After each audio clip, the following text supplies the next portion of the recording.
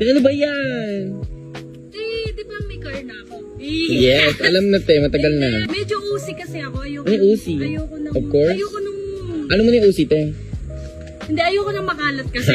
Okay. Hindi, ayoko kasi nung hindi organize sa gamit. Ay, wow. Gusto ko yung naka-organize yung gamit ko. So, bumili ko sa TikTok ng ganito. Storage organizer Ang for galing. my car.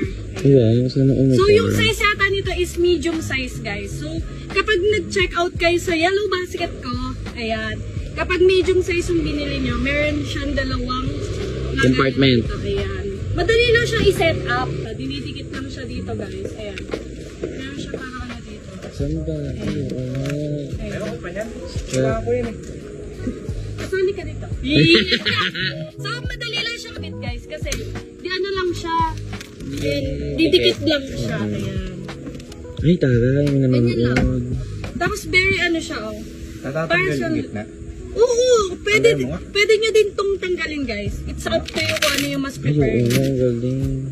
Kasi And choice nyo kung ano yung mas bet Ay, nyo. bago mas malaki yung Ganyan. gamit. hindi nyo lang napapansin, mukha siya hindi importante pero importante Oo, sa may tama. sasakyan lalo na pag may work ka o nag-aaral ka kasi diyan mo ilalagay yung gamit mo. Yung mga hindi Saka naman... para di malukot lalo ng mga papel. Yung mga hindi naman masyadong nagagamit nyo sa loob, dito nyo ilagay. Space dun sa Akala ko nakakatawa.